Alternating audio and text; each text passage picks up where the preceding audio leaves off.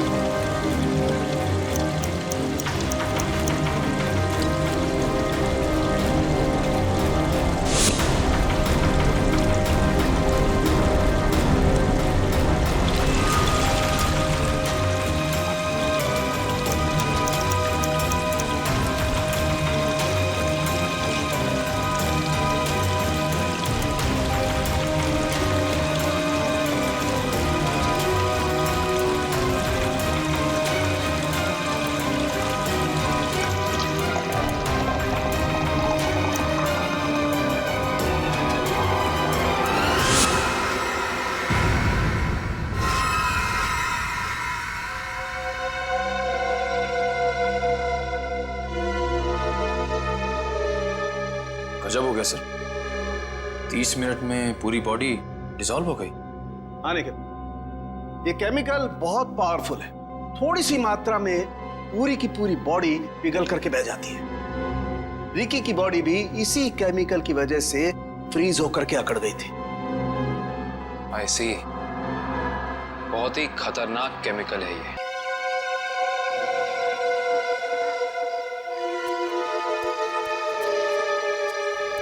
ये आदमी कर क्या रहा है अंदर? बाहर निकलने का नाम ही नहीं ले रहा। सो गया है क्या अंदर? कमाल के लोग, दूसरे के टाइम की तो कोई वैल्यू ही नहीं।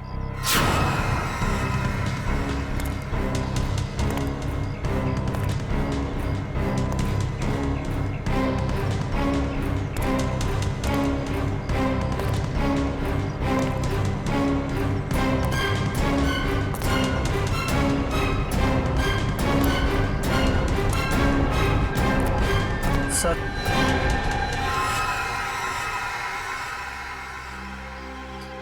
इतना लेट? ये सर्विस है तुम्हारे रिजॉर्ट की? सॉरी सर, आपने कैंची मांगी थी, वो तो नहीं मिली। चाकू लेकर आया, इससे काम हो जाएगा।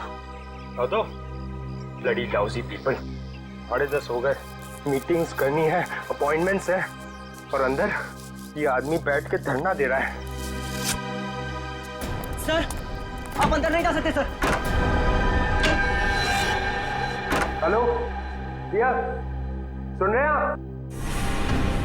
ओ भाई साहब, जल्दी कीजिए, मुझे लेट हो रहा है। शराफत नाम की भी कोई चीज होती है, घर ही बनाकर बैठ गए हो। इग्नोर करने की भी हद होती है यार। अरे सुनाई दे रहा है कि नहीं आपको कुछ?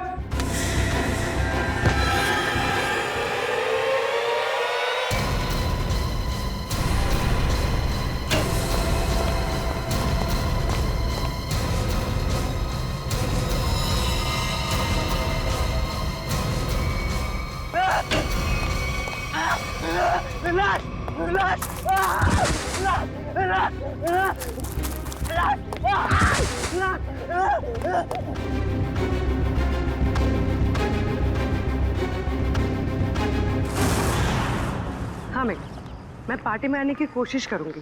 कुछ प्रॉमिस नहीं कर सकती, मेरा जॉब ही कुछ ऐसा है यार, कभी भी कुछ भी हो सकता है। ठीक है, चल अब मैं रखती हूँ, बाय। नहीं, बिल्कुल नहीं चलेगा। रात को 1 बजे 2 बजे कोई भी कभी भी आके चले जाएगा। जवान लड़की के घर में रात के टाइम में किसी लड़के का आने का मतलब हम अच्छी तरह से जानते हैं। क्या चल रहा है यहाँ पे? हाँ? और ये रो क्यों रही है? आप इनसे ही पूछिए ना, इसने क्या चाला रखा है यहाँ पे। देखिए मैडम, ये सोसाइटी है और हम सब फैमिली वाले हैं, और ये कैसी कैसी हरकतें करके रखी हैं यहाँ। हरकतें? आपका क्या मतलब है? इसका मतलब ये है कि ये दोनों लड़के रात बिरात इसके घर आते हैं, दरवाजा खटखटाते हैं, शरारत करते हैं। और तुम एक बात कान खोलकर सुन लो, तुम यहाँ से खुद से चली जाओ, नहीं तो हम सब मिलकर तुम्हें जबरदस्ती यहाँ से निकाल देंगे। एक मिनट, शांत हो जाइए आप लोग। कौन है ये लोग? मुझे नहीं मालूम कौन है ये। 2 दिन से मेरी रूम पार्टनर नहीं है और ये लोग रोज रात को आके मुझे तंग करते, जबकि मैंने इनको कभी देखा भी नहीं है। देख जिया, झूठ मत बोल।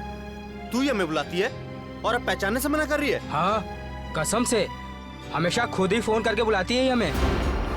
देखो, झूठ मत बोलो, मैं तुम लोगों को नहीं जानती हूँ। पता नहीं ये लोग मुझे क्यों बदनाम कर रहे हैं। देखो, झूठ और सच का फैसला कहीं और जाकर करना, समझी? गुप्ता जी, इस बात का फैसला आप अभी कीजिए आप, और अगर आपसे भी नहीं होता है तो हम सब मिलकर इस लड़की का कमरा खाली कर देंगे।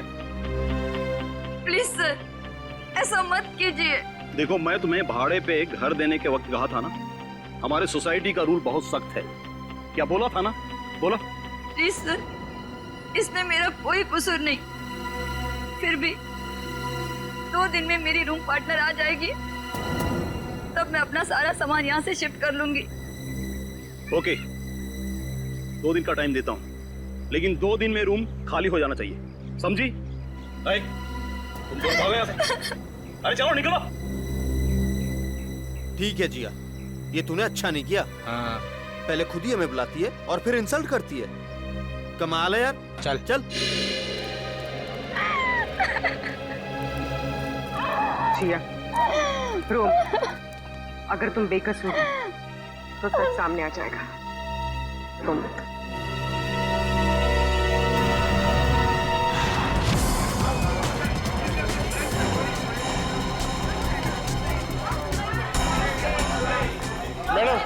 मैडम मेरा बिल बनाइए फौरन। सुनिए जरा शांत हो जाइए। देखिए, यहाँ पर खून हुआ है। जब तक हमारा इन्वेस्टिगेशन पूरा नहीं होता कोई ये होटल छोड़कर नहीं जाएगा। मैडम आप भी ध्यान में रखिए, कोई भी गेस्ट नहीं जाएगा यहाँ से, समझे?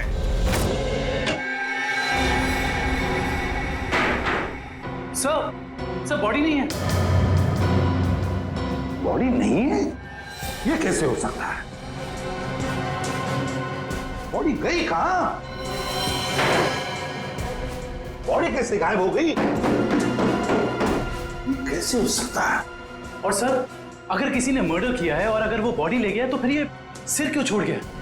वही तो, अगर सिर यहां छोड़ा और लाश कहीं पर लेकर गया तो कोई न कोई निशान तो होने चाहिए था। किसी ना किसी ने तो देखा होगा। कोई ना कोई तो जगह हो सकती है। कहां गई लाश? हुआ क्या यहाँ पर? नहीं नहीं नहीं नहीं, यहाँ पर जो कुछ भी हुआ है ना सांखे, यहीं पर हुआ है, इसी 4 दीवारों के अंदर, इस टीम बॉक्स में, यहीं पर। सर, इस सिर को देख के ऐसा लगता है किसी ने बहुत ही बेरहमी से कत्ल किया इसका, लेकिन यहाँ पे एक भी खून का निशान, कोई धब्बा, कुछ भी नहीं है। एग्जैक्टली। अगर सिर कटा है तो खून होना चाहिए था इन दीवारों पर, खून होना चाहिए था इस फर्श पर, लेकिन यहाँ पर खून का कोई भी निशान नहीं, कोई धब्बा नहीं। यहाँ देखो, इस बॉक्स में खून का कोई भी निशान नहीं, कोई भी निशान नहीं, ना कोई हथियार का निशान। संख्ये, सिर कटा हुआ है, लाश गायब है, लेकिन इस पूरे कमरे के अंदर कुछ भी निशान नहीं, कमरा सुथरा साफ है। इसका मतलब कुछ ना कुछ तो गड़बड़ जरूर है, कुछ ना कुछ तो गड़बड़ जरूर है बॉस। सर, हाँ सर, जिसका खून हुआ है उसके दोस्त बाहर आए हुए हैं। ठीक है, तुम चलो, मैं आता हूँ। सालुंखे, देख ले इस कमरे का एक एक कोना कोना छान मार ले, देख ले कुछ मिलता है क्या। देखता हूँ। सर, ये रहे। आप लोग रजित के दोस्त हैं? जी सर। आखिरी बार कब मिले थे रजित? सर आज सुबह ही मुलाकात हुई थी। तो क्या कुछ फर्क लगा आपको रजित के बर्ताव में?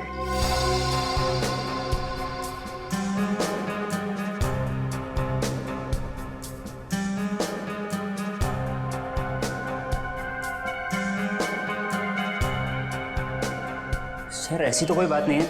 इनफैक्ट हम जिम से साथ में ही आ रहे थे। कॉरिडोर में मेरी उससे बात भी हुई। बहुत फ्रेश और बहुत खुश लग रहा था वो। अरे रजत, कैसी रही तुम्हारी मसाज?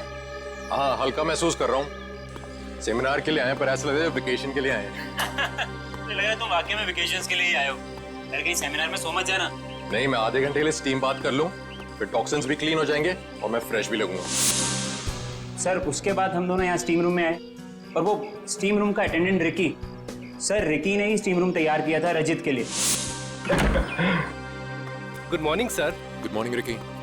10 बजे का अपॉइंटमेंट है मेरा। Yes sir. सर आप साइन कर दीजिए। Thank you sir. आइए सर।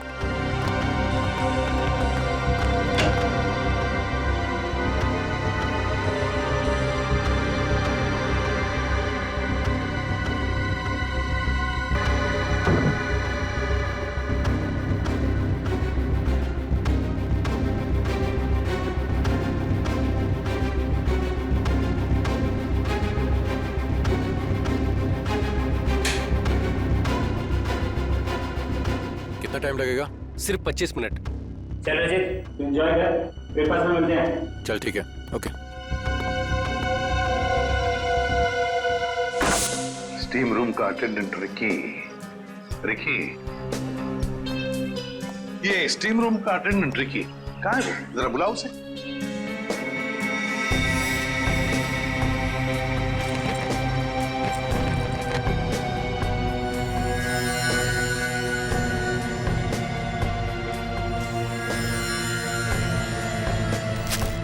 सर वो जब से हादसा हुआ है तब से गायब है। रिकी इस रिसोर्ट में कहीं नहीं। रिकी गायब है? जब से हादसा हुआ रिकी गायब है। इस रिकी का पता लगाना पड़ेगा। सर सर, खून, एक और लाश उधर है।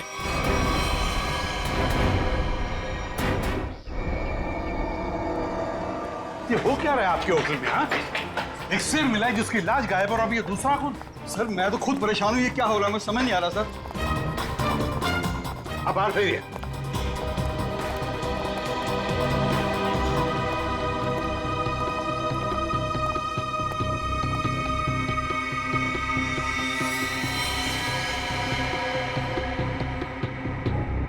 छाती में दो वार किए हैं।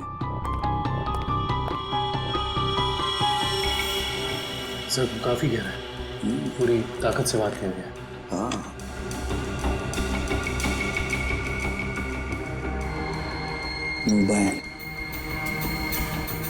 Correct sir. देखो फिंगरप्रिंट चेक करो इस पर।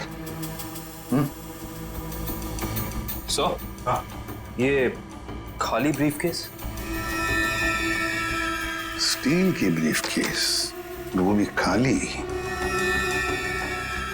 जरूर इसमें कुछ ऐसा सामान था जिसकी वजह से शायद इसे मारा गया।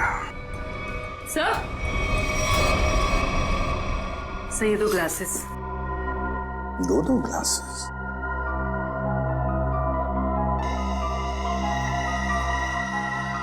लिपस्टिक वगैरह के तो कोई मार्क नहीं, लेकिन एक बात तो पक्की है कि यहाँ पर इसे मिलने कोई आया तो था जरूर। कोई ऐसा आदमी जिसे शायद जानता था, जरूर जानता होगा उसे। क्या नाम क्या था इस गेस्ट का? सर विनय नाम था इनका, और यहाँ पे होने वाले सेमिनार के लिए आए थे। विनय? तो इससे मिलने अगर जो भी कोई आया होगा उसका रिकॉर्ड तो हमें रिसेप्शन से मिलेगा ही ना? जी सर।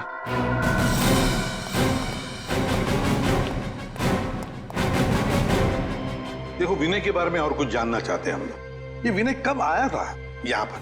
अब सर मिस्टर विनय ने आज सुबह ही चेक इन किया था हमारे रिजॉर्ट में, करीब 8 बजे। 8 बजे? जी। अकेले ही आया था या कोई साथ में भी था उसके? अब नहीं सर, वो अकेले ही थे। उनके रूम में कोई बाहर से विजिटर आया था? नहीं सर, बाहर से तो कोई नहीं आया था, लेकिन उनके सेमिनार से उनके रूम में कोई गया हो तो उसका पता नहीं हमें। अच्छा, विनय के बारे में कुछ खास बात याद आती है तुम्हें? मेरा मतलब है कुछ भी, यू नो। आपके रिसोर्ट में इस ब्रीफकेस के लिए कोई पर्सनल लॉकर है? आई एम सॉरी सर, हमारे रिजॉर्ट में ऐसी कोई फैसिलिटी नहीं है। ओके। हाँ सर, उनके पास एक छोटा सा स्टील का ब्रीफकेस था जिसे वो कुछ ज्यादा ही संभाल के रख रहे थे, और उसके लिए उन्होंने पर्सनल लॉकर के बारे में भी पूछा, बट सर हमारे रिजॉर्ट में ऐसी फैसिलिटी नहीं है। स्टील का ब्रीफकेस, लगता है ये वही स्टील का ब्रीफकेस है जो हमें उसके बेड पर से मिला है। जरूर उसके अंदर कोई कीमती, कोई इंपॉर्टेंट सामान होगा। सर ऐसा भी तो हो सकता है कि इस विनय की मौत का यही कारण हो। हाँ सर, विनय के रूम में कोई होटल के बाहर से नहीं, होटल के अंदर से आया था और दोनों साथ में ही बैठे थे। सर, करण, सर इस फोन पर जो फिंगरप्रिंट्स थे उसे उठा लिया सर। Very good. देखते हैं आखिरी फोन किसका था। पार्टनर, जरूर किसी पार्टनर ने फोन किया था विनय को।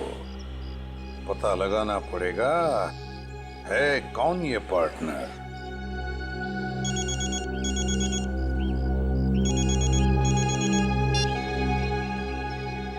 हेलो, हाँ, तुम आज से ही काम शुरू कर दो, ये जरूरी है।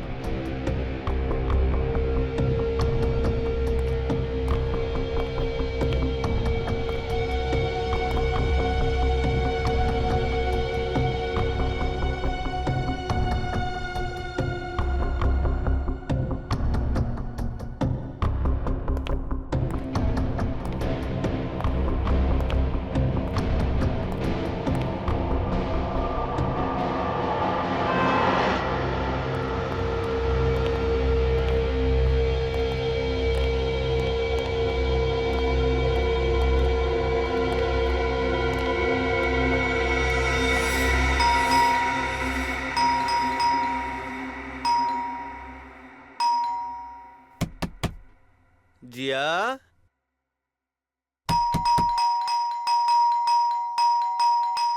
दरवाजा खोलो जिया।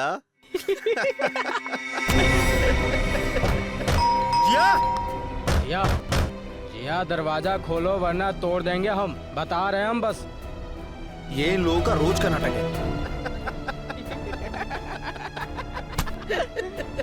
जिया, दरवाजा खोलो जिया। जिया प्लीज दरवाजा खोलो, प्लीज, नहीं तो हम तोड़ देंगे दरवाजा, बोल दे रहे हैं हम। जिया, जिया, पुलिस को फोन करते हैं, तभी बात समझ में आएगी इनको। जिया, दरवाजा खोलो जिया। जिया,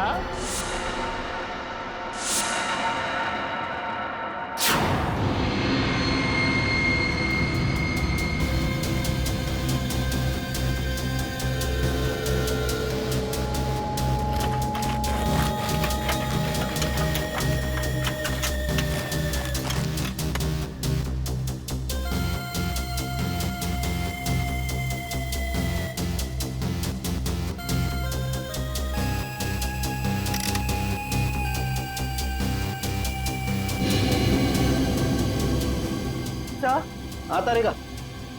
सर इसकी खोपड़ी में एक अजीब बात है। अच्छा,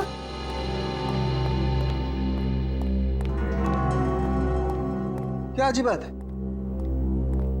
सर इसकी गर्दन पे ना तो किसी चीज से काटने का निशान है और ना ही तोड़ने का।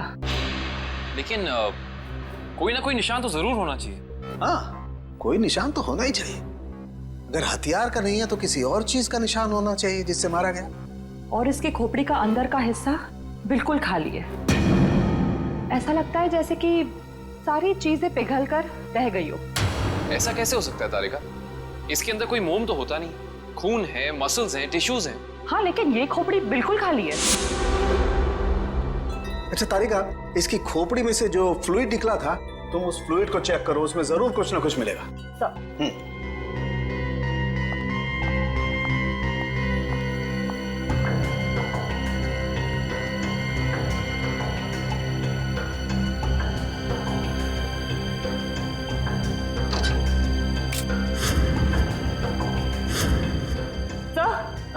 ये देखिए।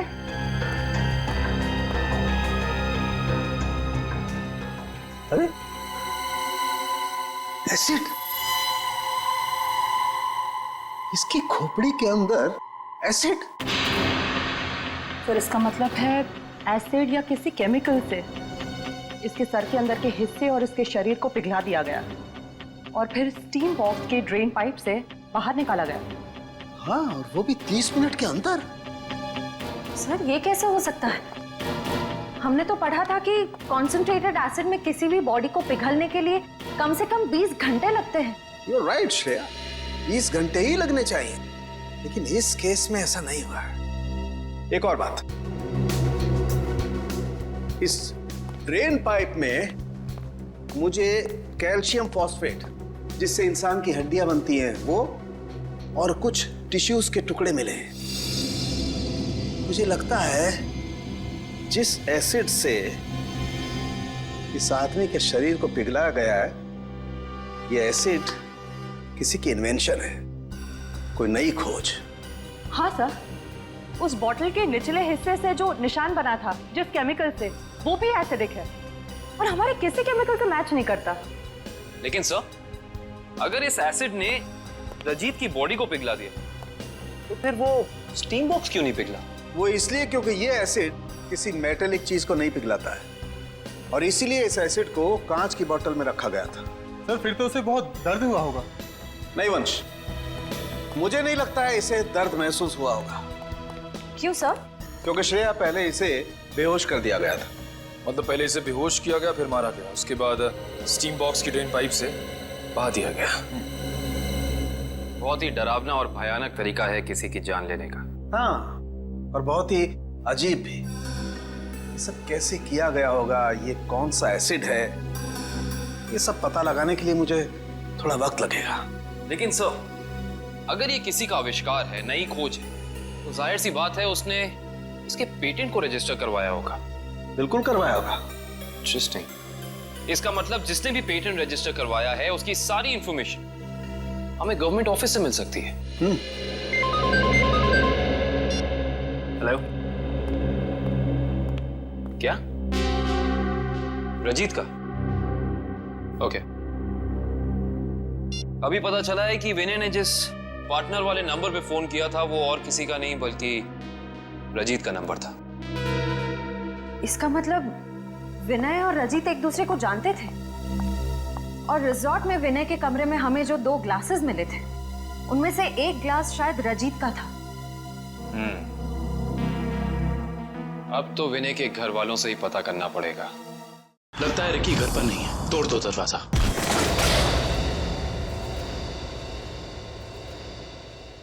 चेक करो।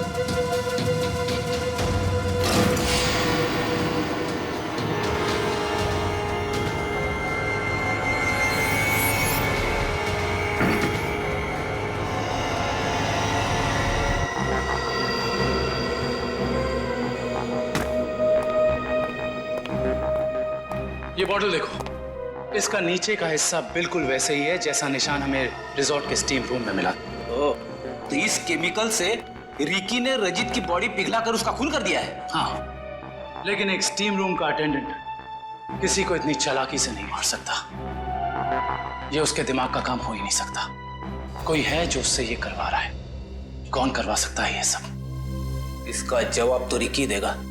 हाँ, और उसके लिए रिकी का मिलना बहुत जरूरी है।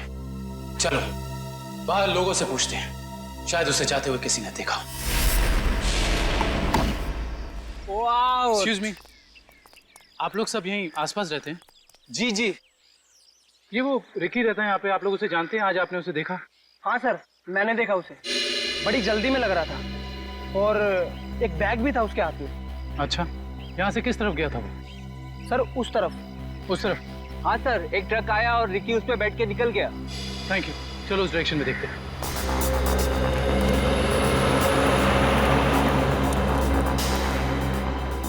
ये देखो, यहाँ पे रेत गिरी है, शायद ट्रक से गिरी होगी। इसका मतलब जिस ट्रक में रिकी गया वो ट्रक बिल्डिंग मटेरियल लेके जा रहा था। यहाँ आसपास कुछ कंस्ट्रक्शन चल रहा है, ढूंढना पड़ेगा।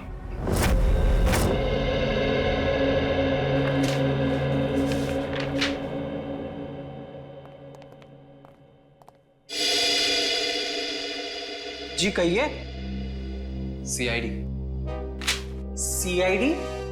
जी, पिछले हफ्ते में जितने भी एसिडिक केमिकल्स को पेटेंट कराया गया है उन्हें रजिस्टर करवाने वालों के नाम और पते हमें चाहिए।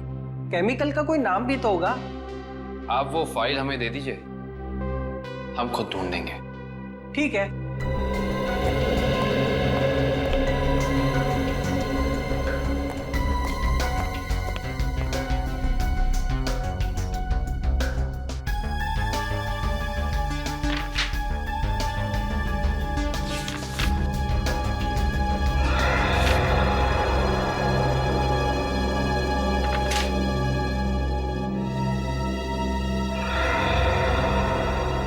ये देखो, ये एसिड हाइड्रोवर्क्स नाम की एक कंपनी ने रजिस्टर कराया है और इस कंपनी के मालिक हैं रजित और विनय। इसलिए विनय के सेल फोन पे रजित का नंबर पार्टनर के नाम से सेव था। रजित अपने खोज से मरा और उसका पार्टनर विनय एक बंद कमरे में मरा हुआ मिला। इंटरेस्टिंग। ये केस तो और भी ज्यादा उलझता जा रहा है। नैना जी, हमें भी बहुत दुख है विनय की मौत का। हम आपका ज्यादा वक्त नहीं लेंगे। हाँ, लेकिन आपसे थोड़ी जानकारी चाहिए हमें। मुझे तो अभी भी समझ नहीं आ रहा कि विनय से किसी की क्या दुश्मनी हो सकती है। बेहद शरीफ और मिलनसार इंसान थे मेरे विनय। अच्छा, ऐसा कोई हादसा या कभी उनकी किसी के साथ कोई तू-तू मैं हुई हो या कोई दुश्मनी, कुछ याद है आपको? दुश्मनी तो कोई नहीं थी, पर हाँ, कुछ दिनों से उन्हें कुछ धमकी भरे फोन जरूर आ रहे थे। धमकी? कौन थे ये लोग? मालूम नहीं, पर मैंने बहुत समझाया उन्हें कि उन्हें जाके पुलिस में कंप्लेन कर देनी चाहिए, पर उन्होंने मेरी एक ना सुनी। कहते रहे कि कोई मजाक कर रहा होगा। सीरियसली लिया ही नहीं इस बात को। नैना जी, आप हमें हाइड्रोवर्क्स के बारे में क्या बता सकती हैं? हमारी इंफॉर्मेशन के हिसाब से विनय और रजीत दोनों पार्टनर्स थे और इन दोनों ने मिलकर एक बहुत ही खास केमिकल की खोज की थी। देखिए, मैं बस इतना जानती हूँ कि वो दोनों साथ में काम कर रहे थे, बस। देखिए नैना जी, उसी केमिकल का इस्तेमाल करके पहले किसी ने रजीत को और फिर विनय को मार डाला। ऐसा कैसे हो सकता है? वो केमिकल तो विनय अपने साथ लेकर जाने वाले थे, एक ब्रीफकेस में। उन्हें सेमिनार में कुछ पेपर सबमिट करने थे और वहीं उन्हें रजित से भी मिलना था। अच्छा नैना जी, क्या पहले कभी ऐसी कोई घटना हुई है जिससे हमें कोई सुराग मिल सके? ऐसा कुछ खास तो नहीं, पर हाँ, कॉलेज के दिनों में जब वो जूनियर कॉलेज में पढ़ते थे तब कुछ तो केस हुआ था जिसकी वजह से उन्हें कॉलेज से रेस्ट्रिकेट कर दिया गया था। अच्छा, वो केस क्या था, कुछ उसके बारे में पता है आपको? देखिए, मैं ज्यादा कुछ नहीं जानती, पर बस इतना पता है कि कुछ तो केस हुआ था जिसकी वजह से उन्हें रेस्ट्रिकेट कर दिया गया था बेवजह। कौन सा कॉलेज था ये? GRN college. Thank you. Vinay और रजीत के खून का इस कॉलेज की घटना से क्या संबंध है, पता करना पड़ेगा।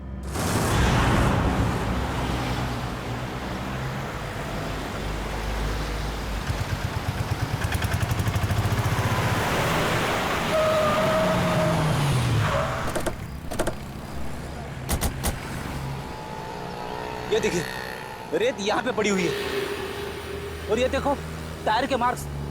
इसका मतलब ट्रक यहाँ पे आके रुक गया था, लेकिन ये कंस्ट्रक्शन का काम भी तो बंद है।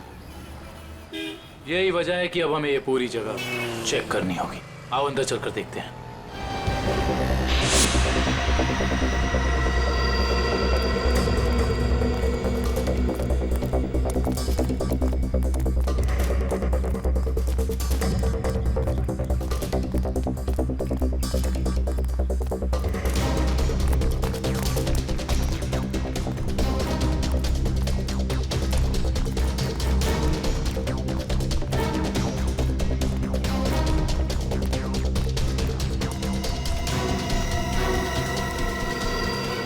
सर, रिकी यहाँ पे है।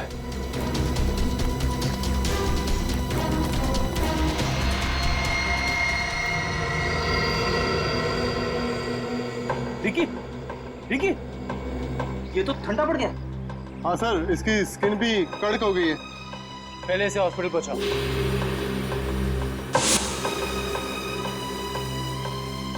इशिता, एम्बुलेंस बुलाओ।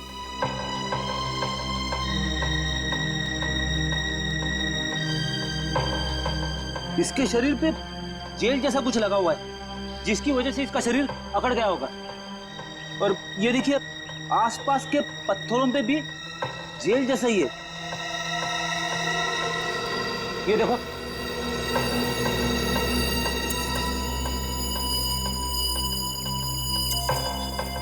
ये जेल क्या है इसके बारे में तो पता करना होगा। इन टुकड़ों को लैब ले चलो।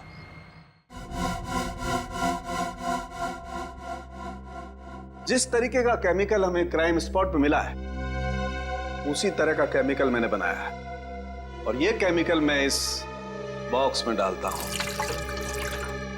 अरे का बॉडी टेम्परेचर मिला? नॉर्मल है सर। गुड। इस स्टीम बॉक्स में जो बॉडी है, ये लगभग इंसान की बॉडी की जैसे ही है। आपका कहने का मतलब है क्लोन की तरह? ऐसा ही समझ लो। अब इस मशीन में हमने जो केमिकल डाला है, उसकी स्टीम हम स्टीम बॉक्स में पास करते हैं।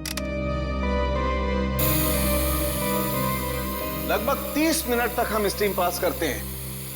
उसके बाद देखते हैं क्या होता है।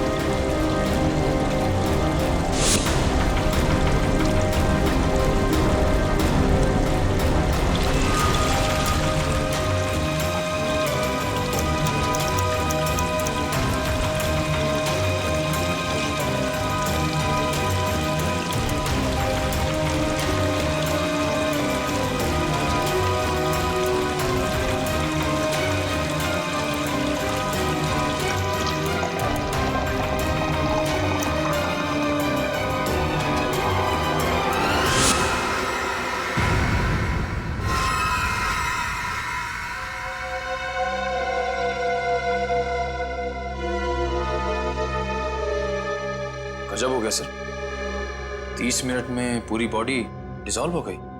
हाँ निखिल, ये केमिकल बहुत पावरफुल है। थोड़ी सी मात्रा में पूरी की पूरी बॉडी पिघल करके बह जाती है। रिकी की बॉडी भी इसी केमिकल की वजह से फ्रीज होकर के अकड़ गई थी। आई सी, बहुत ही खतरनाक केमिकल है ये।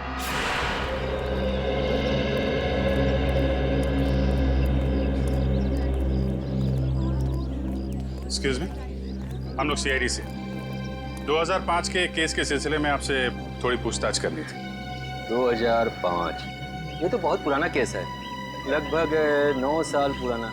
आप रमेश जी से पूछिए, वो यहाँ के सीनियर हैं। Thank you. रमेश जी, हम लोग सीआईडी से 2005 में एक घटना हुई थी जिसमें रजित और विनय का नाम आया था।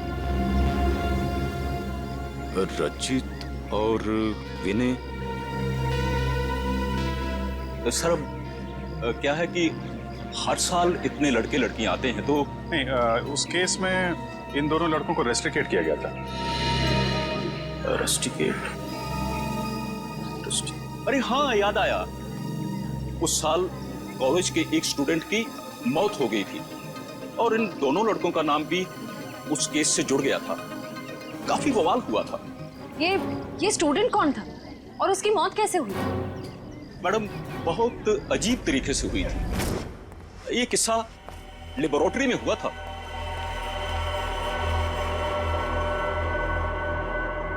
इतनी देर तक कौन काम कर रहा है?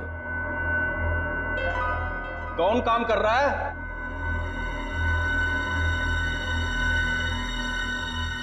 अरे भाई, खोगे का काम में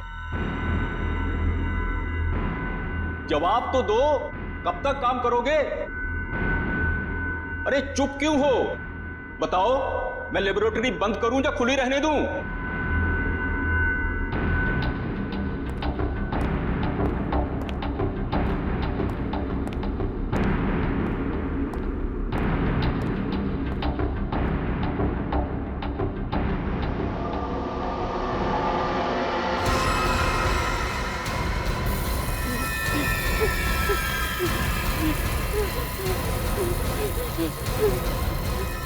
विनय, विनय, ये देखो संपत को क्या हो रहा है?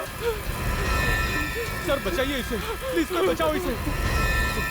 सर देखिए ना संपत को क्या हो रहा है। सर देखिए ना। क्या कुछ करो भाई। सर क्या हो रहा है, देखिए ना सर बहुत भयानक था वो। ऐसा मैंने पहले कभी नहीं देखा था। एक आदमी खड़ा था और खड़े खड़े पिघल गया। संपत नाम था उसका, पुलिस केस भी हुआ था और विनय और रजित को रस्टिकेट किया गया था। इस केस से जुड़ी सारी फाइलें चाहिए। हेलो, कहाँ? कौन से रेस्टोरेंट? ठीक है, मैं पहुंचती हूँ, नजर रखना।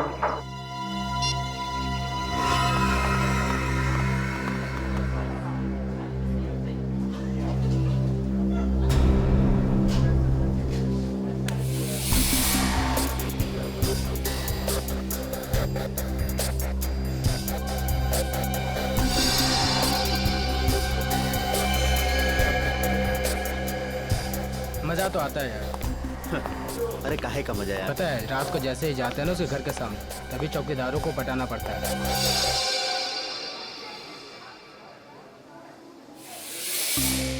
मैडम, आप यहाँ कैसे? तुम लोग क्या समझते हो? तुम लोग कुछ भी करते रहोगे और तुम्हारा कोई कुछ नहीं बिगाड़ सकता। मैडम, हमने क्या किया? एक लड़की का जीना हराम कर रहे हो और पूछ रहे हो क्या किया है? टेढ़ी बात करोगे ना तो सीधा करना हमें आता है।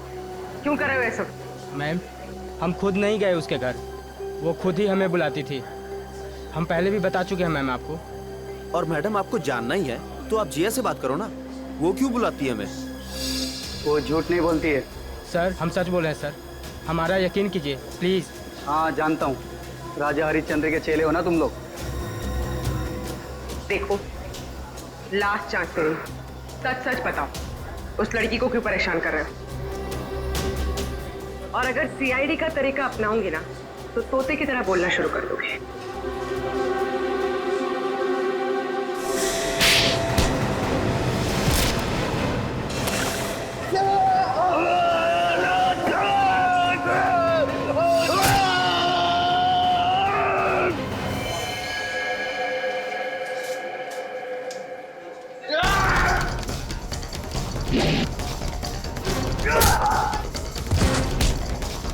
लड़कियों को छेड़ता है।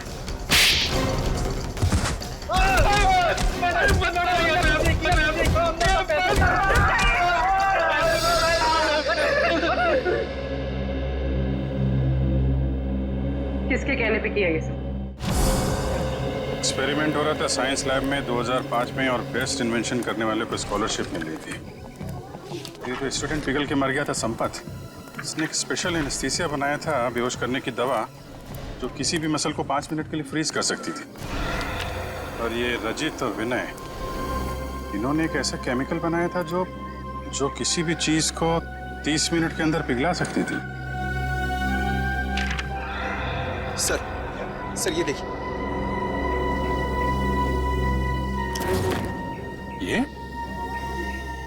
ये भी उस वक्त कॉलेज में था, पर ये बात उसने हमसे छुपाई।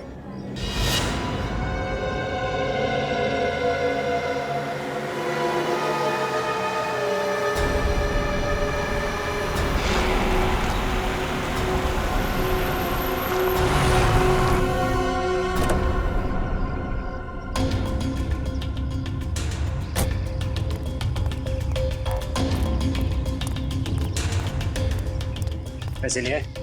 हाँ, ये देखो।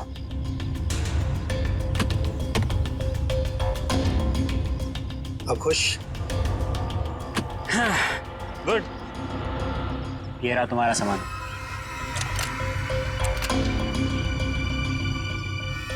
तो ये है दुनिया का सबसे बड़ा आविष्कार जो अब मेरा होगा। बिल्कुल तुम्हारा है। Thank you. वेलकम।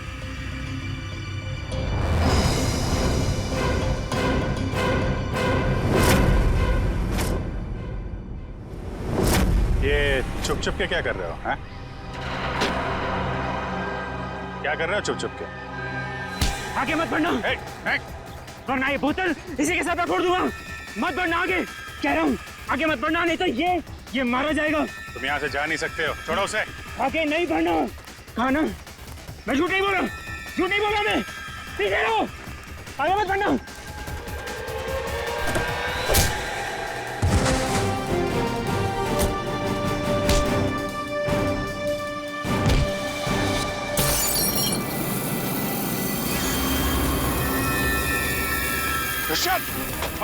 हॉस्पिटल लेकर आओ जल्दी।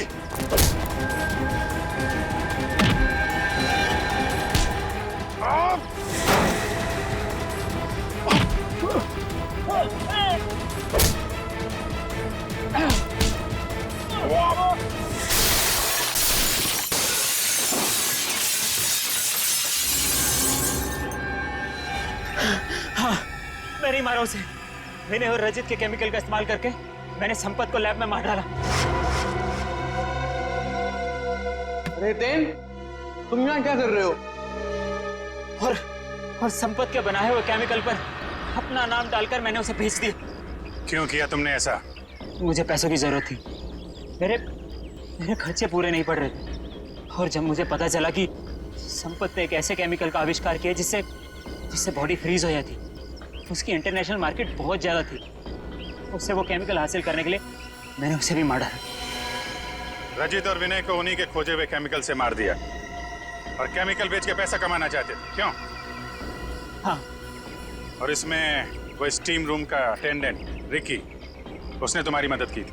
हाँ, लेकिन मैंने उसे पैसे दिए थे। इस बॉटल का सारा केमिकल स्टीम बॉक्स में डाल देना। जैसे ही काम खत्म हो जाए इस बॉटल को गायब कर देना। चलो। हाँ, समझ गया। चलो निकलो। मैंने पहले विनय को मारा।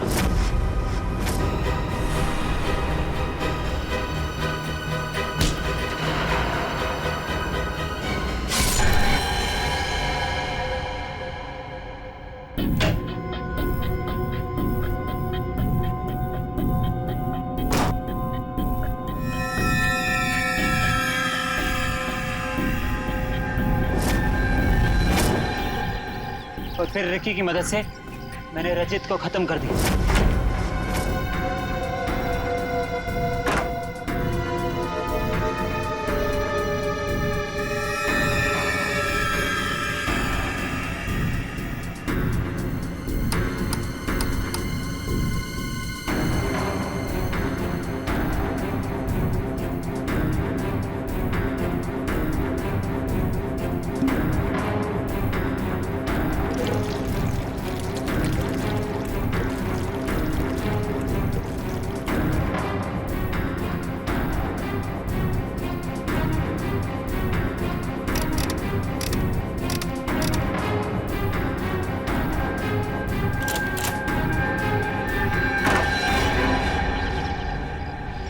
रिकी तो तुम्हारा साथी है ना, फिर उसे मारने की कोशिश क्यों की तुमने? रिकी मुझे ब्लैकमेल कर रहा था। मैं सोच रहा हूँ कि जुबान भी कितनी कीमती चीज है। अगर फिसल जाए तो करोड़ों का नुकसान करा दे, इज्जत गवा दे, फांसी चढ़वा दे। मतलब? वो केमिकल की बोतल मेरे सीने में 2 मर्डर्स के राज बहुत ज्यादा है। जुबान जेल नहीं पाएगी, वजन तो करना ही पड़ेगा। लो पैसे पकड़ो और अपना मुंह बंद रखो, समझे? उसी केमिकल से मुझे डरा रहा था। क्या करता?